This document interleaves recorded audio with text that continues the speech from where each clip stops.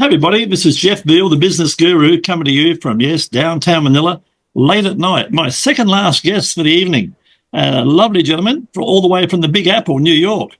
His name is Carlos A. Reyes, and Carlos is the owner-operator of C3R Performance Strategies. And this one's an important one, guys. He's into the health and fitness industry. Just have a look at him. He looks like he's 22. He's been in the industry for 35 years and knows a little bit about health. And as you know, guys, they say health is wealth. So it's one of the most important things you can do, guys, is look after your health. I'm 77. I know all about it. Trust me. So he says here, and funny enough, I'm his target market. I help 50 plus active individuals and probably non-active as well who want to combat the aging process in a most efficient and effective way by helping them incorporate a consistent exercise routine into their daily lives so they continue to perform at a high level at life, at work, and at play in the future and beyond. That's what it's all about, guys. They say 60. They say 60s. What do they say? 60's the new 40, something along that line. 60's the new 40. Yeah, that's it. On the right track. For those that, like you, who look after themselves. He says, I'm a 30-plus-year-old veteran of the health and wellness industry and fitness.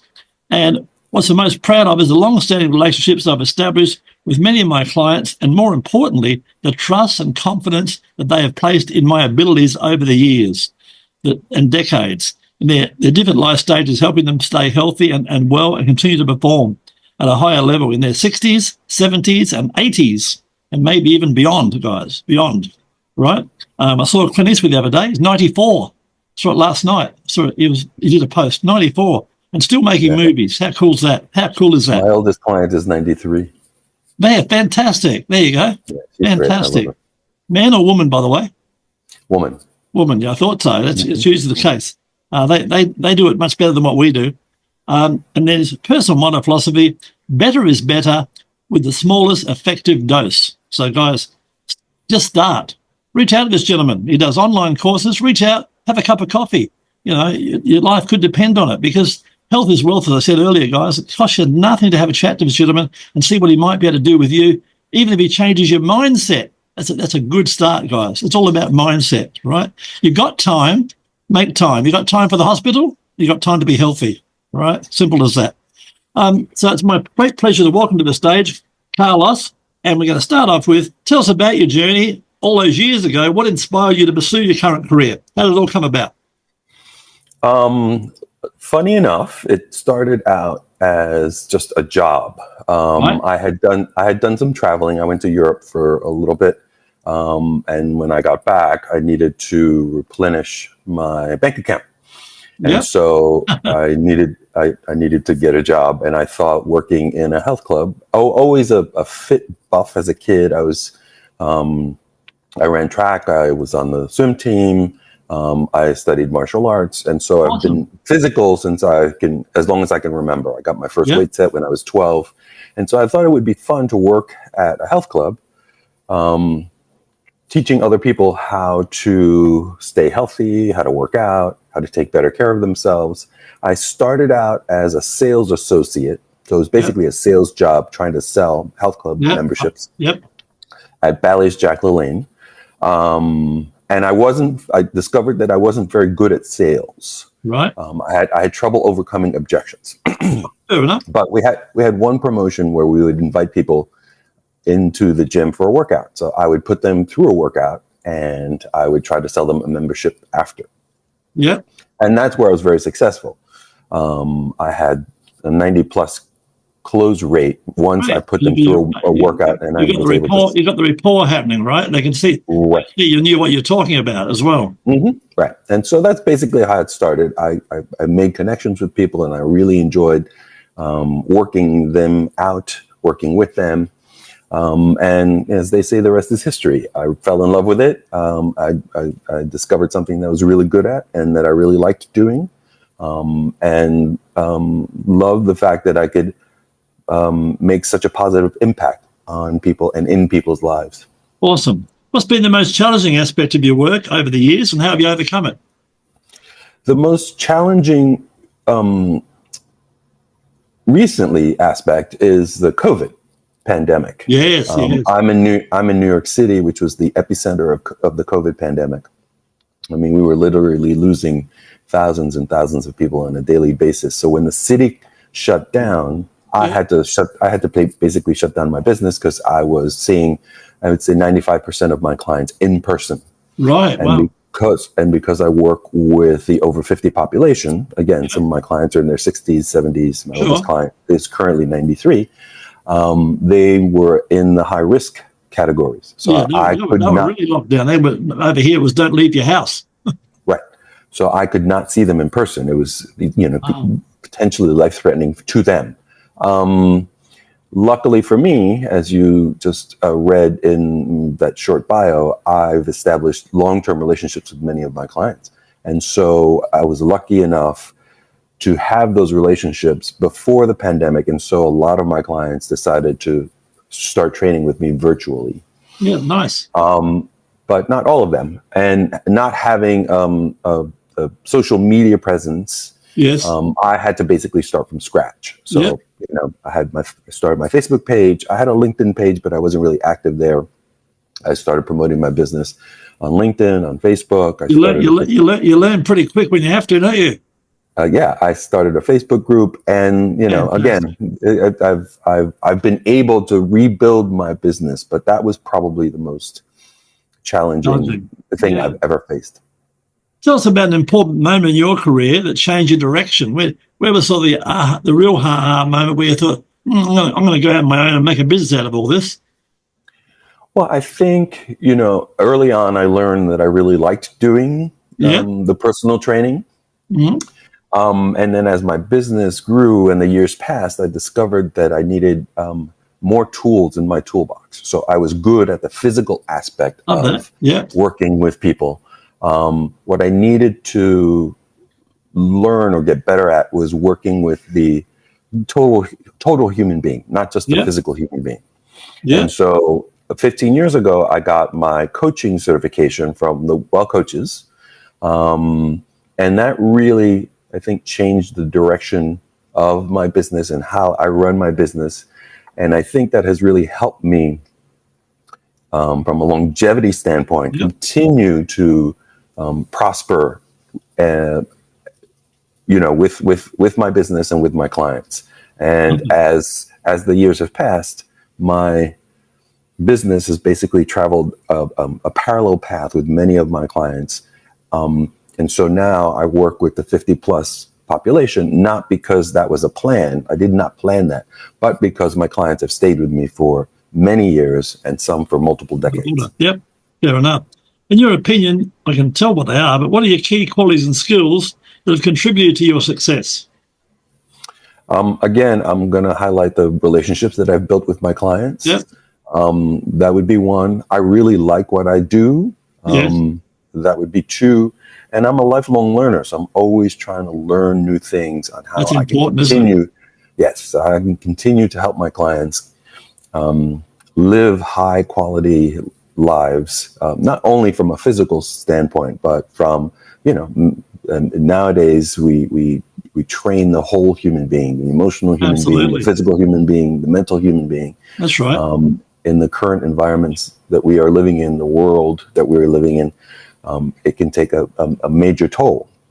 And so the fitness, health and well-being encompasses nowadays, at least from my perspective, all of those things. I agree fully. Plus your integrity is a big part of what you're doing as well. Tell me, how do you stay motivated as you do and continue to innovate in your field and come up with new things and new ideas? Well, I love to work out. I like to work out. So that's one of the things that keeps me motivated. I sort of lead by example. Practice what you preach, That's right. Practice what I preach. And within that context, I can help my clients and demonstrate to them that this is what I've done in my 50s, right?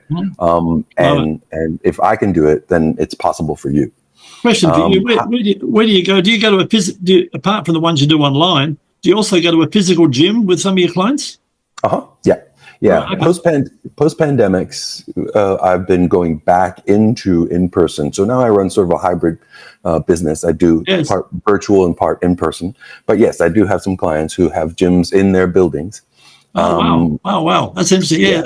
So yeah, I've got a guy here, he's a personal trainer, same thing. And most of his clients are they're not rich, but they've got money, and they tend to live in high-end units because they've got money. And those high-end units invariably have a gym.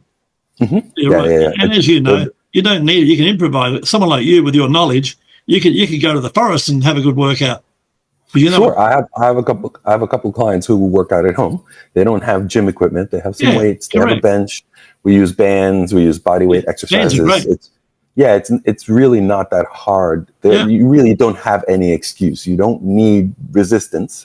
No, that's right. Buy him a bull worker. Buy him a bull worker. Remember when you were a young boy, the bull worker? Oh, sure. Yeah. We're 14 trying to be Mr. Atlas. That's right. I remember the ads. They ran those ads, without change. I think they probably stopped now, but they ran those ads. I know for a fact they ran those ads for over 30 years. Yeah, in the back of comic books, I remember them. Yeah, because every generation of kids coming up, they hit about 14, they start looking for girls. They go, "Oh, I've got to have some muscles." So that's right. So you don't want to get sand kicked in your face at the beach. Yeah, that one. That's the one. Yeah, you remember it well. Yeah, a number of years ago, they wrote a children's book about Charles Atlas. Is that right? Yeah. Yeah, incredible.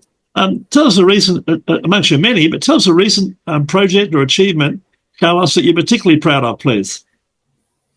I think celebrating my 30th. So I celebrated my 30th year in this industry right before. That's awesome. That's an awesome thing. And I was very proud of that, because I think the lifespan or the career span in the fitness industry is 10 years. Yeah, but think how many lives you've changed. Think about that part of it. Exactly. So that would be the next thing is the people that I've helped throughout the years. Many, even those who aren't still training with me, have expressed to me how important I was and how but not only much that, of a difference I made in their life. Yeah, they became a prospect coming into the gym, to a client, then to a friend, and then a raving fan. So you're taking those people on the whole gambit, which is bloody awesome, right? Yeah. And it must be wonderful to see these people, go from average to great. And it's in them. You've got to bring it out, help them. They got to want to bring it out, correct? Yeah. What advice would you give someone, a younger version of yourself, a 20-year-old version of Carlos? What would you tell him? You mean if they wanted to start in this business? Yeah, follow in your footsteps, Get a mentor. Absolutely, 100%. Get a mentor. Yeah. I was lucky enough. You can take 10 years off the journey, right? You can learn so much quickly. Right. I'm old school, so I got, I cut my teeth in the gym. Yeah. And I was lucky enough to have people around me who gave me some great advice. Yeah. Some, taught me some very important lessons on how to help my clients continue to improve their health and well-being. Yeah, look after the equipment, avoid injuries, et cetera, et cetera. So that's what I would, that would be my one piece of advice. Get yourself a mentor, somebody who's doing or is in a place where you want to be, and then learn as much as you can from them. Yeah, I think if you're in that zone, I reckon it's a fantastic profession, because you're never going to run out of customers, right? There's always going to be plenty of customers there, and people need it. You and I have got to educate them that they need it and how to get it, and how how important it is. Yeah, it's being highlighted more and more. I think the pandemic really helped. Absolutely, to bring people up a bit, health and well-being to the forefront and wake people up, because when we were at home, we were isolated, became very, very isolating, and it highlighted the importance of self-care, prioritizing your self-care. Yeah, because we were under so much. If it's meant to be, I tell people, if it's meant to be, it's up to me. I mean, you can't do it for them. You can only encourage them and get them in that right mindset, which is. So you're doing an awesome job. You're a great civil servant, the way you're helping people. Looking ahead, what are your goals and aspirations for the future, Carlos? You haven't stopped yet.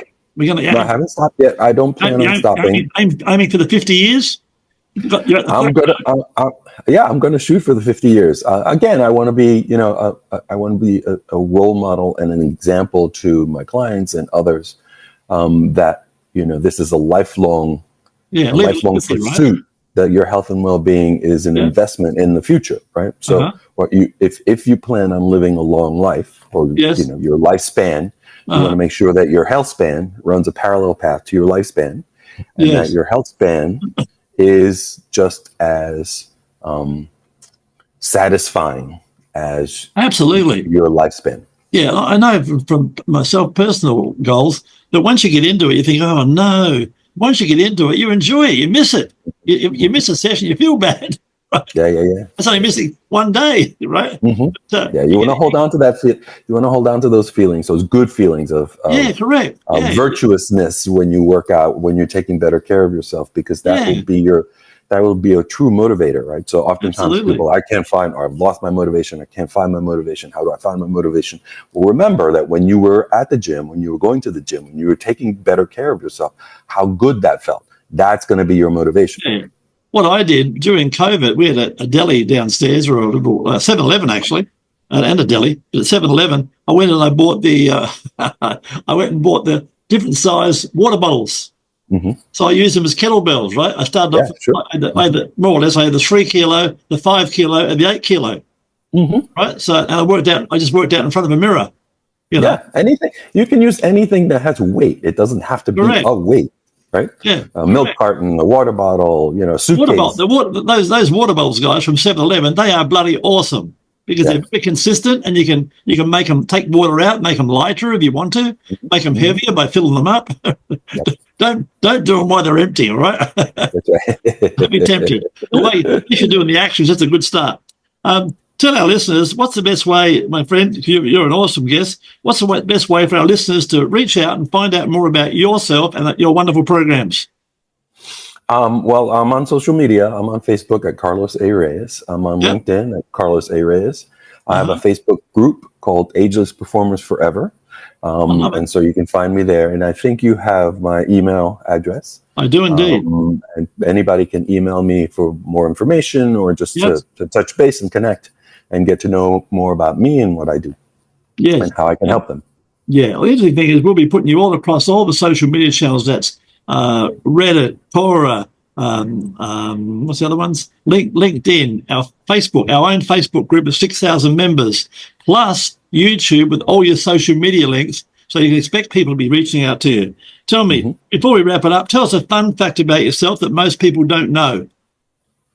I love to play the drums. Oh, interesting. Right. And drawing, you mentioned earlier, right? Yeah. So I love it. One of my favorite things. Yeah, one of my favorite. I played the drums for a long time. I was in a number of bands. But when I need some, to blow off some steam, or when I really need to have a good time, I get behind a drum kit and I just wail away. I love it. Yeah, it's very awesome. But you've been a wonderful guest. So guys, if you want to be like Carlos and come on and tell your story and get your 15 minutes of fame, think about it, guys. TV commercial is going to set you back about $30,000, and they may go to the loo, make a burger, grab a beer, and miss the commercial, right? 10 radio spots going to set you back in your city, probably New York, probably about $5,000. And what's going to happen? They're going to play them at 2 and 3 in the morning when people are asleep, right? Apart from the night owls who probably don't go to the gym. So, guys, if you want your 15 minutes of fame, reach out, and we'd love to tell your story. And Carlos, I'd like to thank you today for being an awesome guest on the show, my friend. And thanks for the invitation, Jeff. This was great. Enjoyed hearing your story.